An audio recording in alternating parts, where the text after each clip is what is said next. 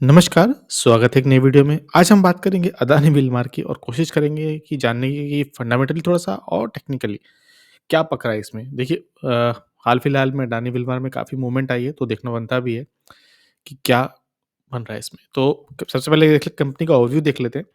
तो हमको पता है कंपनी क्या करती है, एडिबल ऑयल्स में है, एफएमसीजी सेगमेंट में है, आटा, राइस, बेसन, मैदा ये सब बनाती है। तो एक बार देख लेते हैं कंपनी अपने आपने खुद के बारे में क्या बताती है। तो जैसे कि सबसे यंगेस्ट एफएमसीजी में जितने भी एफएमसीजी हैं, चाहे आईटीसी, यूनिलीवर बहुत पुराने हैं, सबसे नए हैं। तो 12% जो एडिबल ऑयल कंज़्यूम होता है इंडिया में, वो ये बेचते हैं। 20% मार्केट शेयर है। याद रखिए एडिबल ऑयल में तो इनके आस-पास कोई नहीं है, तो वो देखने वाली बात है। अगर आप देखेंगे तो व्हीट की यानी गेहूँ के सेगमेंट में ये सेकंड नंबर पे हैं और राइस में ये थर्ड में है, याद रखिए। तो काफ़ी अच्छा इनका सेगमेंट है बट इनको मार पड़ रही है हाल-फिलहाल के इन्फ्लेशन से। इनका ब्रांड फॉर्च्यून, फॉर्च्यून नाम से मोस्टली बेचते हैं, और भी ब्रांड है, अभी हम आगे चल के देखेंगे बट मोस्टली इनका ब्रांड जो है वो फॉर्च्यून ही है। लेकिन ये नंबर 1 प्लेयर हैं ओली केमिकल्स में। अब ये क्या होते हैं, ये डायरेक्ट कंज्यूमर्स के पास नहीं जाते, ये एज़ अ ये क्योंकि ये भी सब ऑयल के डेरिवेटिव्स ही होते हैं, तो ये एफएमसीजी और नॉन एफएमसीजी फार्मा वगैरह इन सब सेक्टर में ये जाते हैं, सोप वगैरह में इस तरह से जाते हैं ये, एक रॉ मटेरियल की तरह। तो उसमें भी ये है, उस वो भी सेगमेंट इनका है, उसको भी देखेंगे आगे चल के। अ, देख लेते हैं इनकी इनके अपने बारे में ये कैसे बताते हैं कि लार्ज कैटेगरी टैम मतलब टोटल एड्रेसेबल मार्केट। तो सबसे बड़ा है मार्केट है, लार्जेस्ट एक्सपोर्टर भी है राइस के। और ये गिने-चुने प्लेयर्स में जो पूरे इंडिया में फैले हुए हैं। 23 याद रखिए, 23 मैन्युफैक्चरिंग प्लांट्स हैं इनके, बड़े-बड़े साइलोज़ दिखते हैं इनके यहाँ पे। 10,000 से ऊपर के डिस्ट्रीब्यूटर्स हैं, 25 लाख का एक्सपीरियंस है, और विलमार ग्रुप पहले से ही एग्रोकेमिकल और ओलियोकेमिकल में काफ़ी फैला हुआ है, तो उनका भी इसको एडवांटेज मिलता है। फॉर्च्यून ब्रांड आपने देखा ही होगा, अक्षय कुमार आके अक्सर कभी तेल, कभी मिट्टी, कभी आटा, कुछ ना कुछ बेचते ही रहते हैं, तो वो उनके ब्रांड एम्बेसडर भी हैं। तो यहाँ पे आप इनका सेगमेंट देख सकते हो, इनकी इन्वेस्ट प्रेजेंटेशन से ही लिया है मैंने। तो एडिबल ऑयल सेगमेंट में देखोगे आप तो sunflower oil, soybean, mustard oil, rice bran, groundnut oil इस तरह के हैं, और ये इनमें बहुत आगे हैं, इनमें कुछ-कुछ सेगमेंट में तो ये से एडिबल ऑयल के भी कुछ-कुछ सेगमेंट में नंबर 1 है और नंबर 2-3 पे है।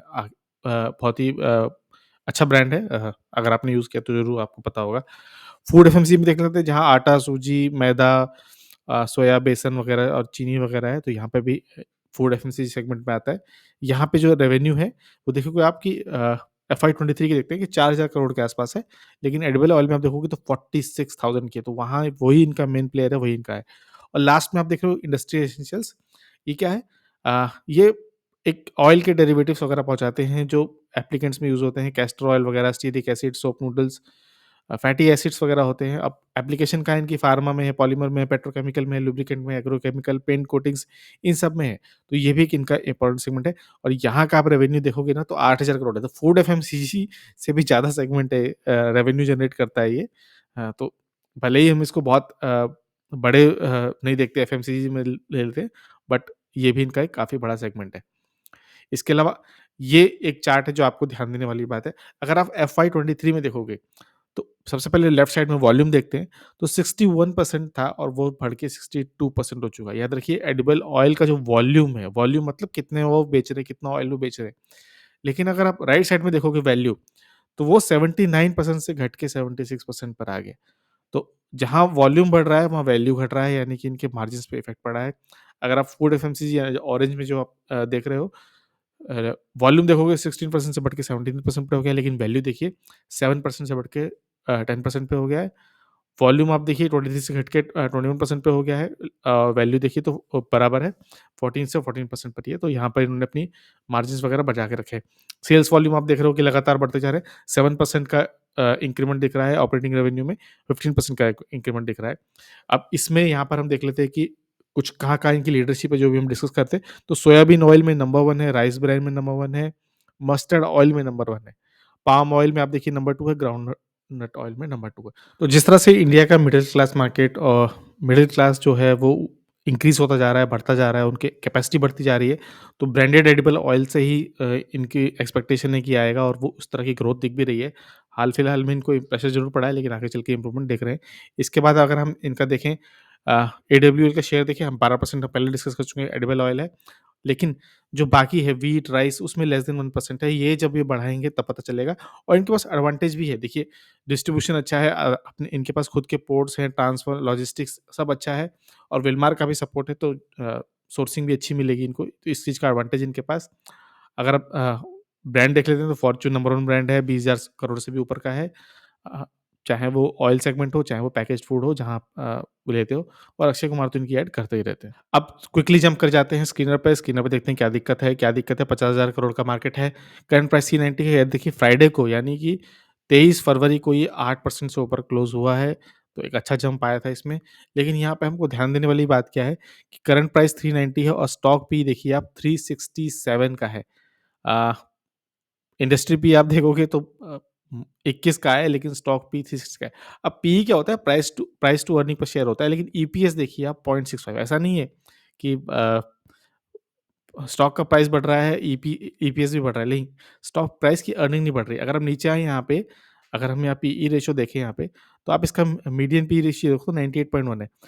ईपीएस आप यहाँ पर देखिए मार्च 22 में देखिए 63 का था और यहाँ पर देखिए आप 63 का था। उसके बाद देखिए यहाँ पे जो इनको प्रेशर बढ़ना हुआ है 63, 6.74, 6.74, 5.52, 5.56 और अब देखिए 2.3 अब यहाँ आ गया है 1.4 तो ईपीएस घटता जा रहा है और स्टॉक का प्राइस जो है वो थोड़ा-सा इंक्रीज़ कर रहा है। इसीलिए हाई पीई पर ट्रेड कर रहा है, इसीलिए स्टॉक को इतना प्रेशर आ रहा है। अगर आप ऑटोमेटिक देखोगे स्किनर ने कोई प्रॉस नहीं बताया लेकिन कौन सी कॉन्स बताए हैं। अगर आप इसको कंपेयर करो इसके पीयर्स के साथ तो मरिको देखिए 46 पर है, 72 पर पतंजलि है, अदानी विल्मर 367 पे है। लेकिन मार्केट कैप के हिसाब से देखोगे तो ऑलमोस्ट इक्वल है पतंजलि फूड के तो उतना रिटर्न नहीं है, उतना सेल्स नहीं हो रहा है। अगर आप क्वार्टरली रिजल्ट्स देखोगे, तो यहाँ पर इससे पहले वाले 2 क्वार्टर में देखिए, जून वाले क्वार्टर जो एंड हुआ, सितंबर क्वार्टर में देखिए आप 1% का प्रॉफिट मार्जिन और ऐसा नहीं कि इनके प्रॉफिट मार्जिन हमेशा से 10-15 यूनिलीवर की तरह 15 और 20-25% पे रहते थे। ये 3-3% पर ही सर्वाइव कर रहे हैं। जब तक ये बढ़ाएँगे नहीं इनका ग्रोथ आई डोंट थिंक कि दिखाइएगा। पर पहले ये फोकस करते थे मार्केट एक्सपेंशन में, अब काफ़ी फैल चुके हैं। और इनकी सेल्स भी रुक देखिए 14-15 हज़ार करोड़ की सेल हो रही थी, वहाँ से घट के 13-12 पर आ गई। अब 828 है, लेकिन ऑपरेटिंग प्रॉफिट मार्जिन इस क्वार्टर में जंप किया है, 1 से 4% पर आ गए हैं और देखिए ऑपरेटिंग प्रॉफिट जब देखिए 130, 144 और 504 करोड़। अगर आप कंपैरिज़न करो कि आखिरी बार 504 करोड़ कब बनाए थे, तो इसके आस-पास की वैल्यू आपको दिसंबर 2021 में दिख रही है, जहाँ 14,380 करोड़ का इन्होंने रेवेन्यू सेल्स किया था और इस बार देखिए सिर्फ 12,828 किया है। तो फ़र्क क्या है दोनों में? एक्सपेंसेस का। अगर आप एक्सपेंसेस करो तो आप देखोगे कि मटेरियल कॉस्ट 90% था, यहाँ से 87% आ गया है। तो जो इनको पहले झेलना पड़ रहा था, महँगाई थोड़ी झेलनी पड़ रही थी, अब उनको थोड़ा-सा रिलीफ़ मिला है। प्रॉफिट बिफोर टैक्स देखते हैं 281 आ गया है, पॉज़िटिव है ये। देखिए नेगेटिव से पॉज़िटिव में आ रहा है। नेट प्रॉफिट देखेंगे ये भी नेगेटिव से पॉज़िटिव में आ रहा है। इसीलिए शायद थोड़ा-सा इंटरेस्ट बन रहा है। अगर आप ईयरली देखोगे तो ईयरली अच्छा सेल कर रहे हैं ये, लेकिन अगेन ऑपरेटिंग प्रॉफिट मार्जिन इनको बढ़ाना होगा 2-4% पर हाँ, कितना ही आप कमा लोगे, कितना ही आपको सेल्स मिलेगा। यहाँ देखने वाली बात है। अब बैलेंस शीट में आ जाते हैं, यहाँ पे हमको सबसे इम्पोर्टेंट चीज़ है हमको देखनी बोरोइंग। तो बोरोइंग देखिए कि आप 1000 थी, यहाँ 2000 हो गई, 3000 यहाँ पर दिख रही है हमको 3844 लेकिन याद रखिए कि इनका आईपीओ भी आया था, जहाँ इनका आईपीओ में कुछ सेगमेंट जो था वो बोरोइंग्स के लिए ही था। तो लॉन्ग टर्म बोरोइंग्स तो खत्म हो गई। देखिए लॉन्ग टर्म बोरोइंग तो आईपीओ के बाद से खत्म हो चुकी हैं। अब सिर्फ शॉर्ट टर्म बोरोइंग है। बुरा नहीं है, बिज़नेस करने के लिए आपको उधार लेना पड़ता है, दैट इज़ ओके। बस ये ध्यान रखना होता है कि इतनी बोरोइंग्स ना हो जाए कि आपके मार्केट कैप से ऊपर निकल जाए, आप उसको पे ना कर पाओ। तो उस हिसाब से ठीक है। अब जो यहाँ पे सबसे ध्यान देने वाली बात आती है, वो आती है इन्वेस्टर्स। अगर आप एफआईआईज़ देखो सबसे पहले तो ना के बराबर है, डीआईज़ देखिए ना के बराबर। पब्लिक थोड़ी बहुत जुटी हुई है, 9 से 11% पहुँची हुई। लेकिन आप प्रमोटर देखो तो ये रिलायंस स्पीड ये जो है विलमार है और ये अदानी कमोडिटीज़ है। दोनों के पास 43.94 है। ये इनको कम करना ही पड़ेगा। सेबी के रूल के अनुसार इनको बहुत जल्दी से जल्दी इनको 75% से नीचे लाना पड़ेगा। तो इसमें एक ओवरहैंग है कि इनको अपनी पोज़ीशन सेल करनी है, 75% के नीचे लेकर आना है। यहाँ पे आपको ध्यान देने वाली बात है। अब इसमें कुछ न्यूज़ भी चल रही हैं कि अदानी अपना स्टेक बेच सकते हैं। वो अपने कोर बिज़नेस कोल, एनर्जी, पोर्ट्स, ट्रांसपोर्ट्स वहाँ पे लेकर आएँगे। कभी बात आती है विल्मार बेचेंगे, कभी बात आती है कि अदानी बेचेंगे। लेकिन अभी तक कुछ भी ऐसी न्यूज़ नहीं है। हाँ, हाल-फिलहाल में इन्होंने एक नोटिफ़िकेशन ज़रूर जारी किया था, जहाँ इन्होंने बोला था कि ओपन मार्केट में सेल करेंगे अपनी पोज़ीशन नीचे लाने के लिए। तो हमको ये बात ध्यान में रखनी है। अब टेक्निकल्स के लिए अदानी विल्मार के चार्ट में आ जाते हैं। तो अब देखो हमने पहले से कुछ लेवल ड्रॉ करके रखे हुए हैं। ये पहले भी हमने ड्रॉ किए थे। तो अब देखिए फ्राइडे को तो बहुत अच्छी वॉल्यूम थी। लेकिन इस इतनी ही वॉल्यूम पहले भी आ चुकी है और पहले भी जब इतनी वॉल्यूम आई थी तो 389 के लेवल को या 390 के लेवल मान लीजिए, 390 के लेवल को ब्रीच किया था, लेकिन उसके ऊपर सस्टेन नहीं कर पाया था। ये लेवल जो है बहुत इंपॉर्टेंट है, आपको ध्यान देना है। अगर मैं 200 EMA यहाँ पे ओपन करूँ, तो यहीं से पिछली बार रिजेक्शन मिला था और फिर एक और बार कोशिश की 390 की, फिर रिजेक्शन मिला। लेकिन इस बार इसने 390 इस बार इसने 200 DMA के ऊपर क्लोज़ किया है, लेकिन इस बार 200 DMA भी 390 के नीचे आ चुकी है। पहले दोनों बार ऊपर थी, अब नीचे आ चुकी है। तो इस 200 डेमा को ब्रीच किया, इसका मतलब ये नहीं कि पॉजिटिव मोमेंटम आ गया है। हाँ, 200 डेमा ज़रूर नीचे आ गए और अगर अब मैं ओपन करूँ 50 डेमा उसके ऊपर है, 100 डेमा करूँ उसके भी ऊपर है। तो अब इन लाइन्स ये जो ट्रेंड लाइन, सपोर्ट लाइन्स हमने ड्रॉ कर रखी है, ये बहुत ज़्यादा आपको समझ नहीं आ रही होगी, लेकिन हम इसको अगर वीकली बेसिस पे लगाते हैं और तो आपको दिखाई देगा कि क्या होगा। ये जो नीचे है ये तो आईपीओ प्राइस ही है, वहाँ से बहुत जंप आया था। फिर इसी चैनल में इसने कंसोलिडेट किया, फिर ब्रेकआउट आया था। अब इस चैनल में आके वापस सपोर्ट यहाँ पर लिया, याद रखिए वीकली बेसिस पे इसको ब्रीच किया, नीचे से ऊपर आया, वापस इस चैनल में ट्रेड कर रहा है। तो इस चैनल को ब्रीच करना इसके लिए एक इम्पोर्टेंट है, इसीलिए 390 का जो लेवल है वो इम्पोर्टेंट है। अगर इसको ब्रीच करता है तो इसमें फर्दर जर्नी आ सकती है। अब अगर 200 टू 100 अब वीकली बेसिस, क्योंकि बहुत ज़्यादा लिस्टेड तो है नहीं, तो 50 वीकली एक्सपोनेंशियल मूविंग एवरेज करते हैं।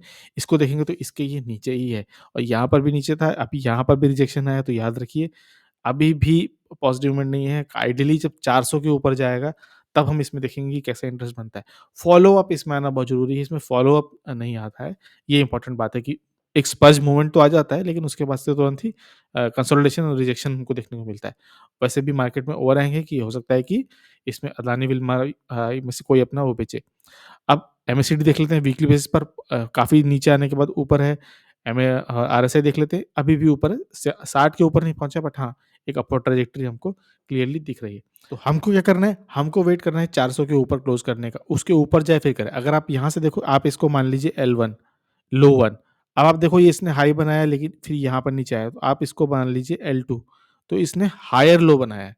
अब इसको ऊपर जाए और फिर यहाँ पे इस तरह से कुछ बनाए यहाँ पे, तो ये हो गया लोअर 3, और ये अगर 400 के ऊपर बनेगा, तो बहुत अच्छी बात है, फिर इसमें मूवमेंट आएगी। फिर आप देखोगे कि धीरे-धीरे ये इस तरीके से एक पैरेलल चैनल में ऊपर ट्रेंड करने लगेगा। जिस तरह से नीचे आ रहा है था पैरेलल में, उसी तरीके से ये ऊपर भी जा सकता है पैरेलल में। तो ये इम्पोर्टेंट चीज़ है और वैसे भी अदानी वापस फ़ोकस में आ चुके हैं, हिंडनबर्ग वाला जितना मामला था सब निकल चुका है। लेकिन इसमें याद रखिए ओवरहैंग भी है कि इसमें अदानी फिल्मार को अपने परसेंटेज प्रमोटर होल्डिंग 75% के नीचे लेके आनी पड़ेगी। तो हम वेट करेंगे फ़ॉलो-अप का, वीकली बेसिस पे आइडियली फ़ोकस करेंगे, 400 के ऊपर क्लोज़ होता है, एक हायर लो बनता है, अगर L3 बन गया 400 के ऊपर, 420-20 के आस-पास बन गया, तो एक बहुत पॉजिटिव मोमेंट होगा, फिर हम इसको ट्रेड कर सकते हैं। मेरे पास अदानी विल्मर है, आईपीओ के टाइम्स पे तो मुझे मिला नहीं था, लेकिन उसके जस्ट बाद मैंने खरीदा था, तो थोड़ा-सा फिर मैंने कंसोलिडेट किया था, ओवरऑल हल्का-सा नोशनल लॉस में हूँ, बट ओके है। मैं एक्सपेक्ट कर रहा हूँ कि ऊपर जाएगा। मेरी तरफ से कोई भी पुश नहीं है बाय सेल का, आपको अपनी एनालिसिस करनी है, फिर डिसीजन लेना है। ये सिर्फ़ एक डिस्कशन था, सपोर्ट रेजिस्टेंस ढूँढने का, फंडामेंटली आइडेंटिफ़ाई करने का। तो कैसा लगा वीडियो ज़रूर शेयर करिए, लाइक शेयर सब्सक्राइब, एक छोटे चैनल को हेल्प करिए ग्रो करने में। वीडियो को देखने के लिए बहुत-बहुत धन्यवाद।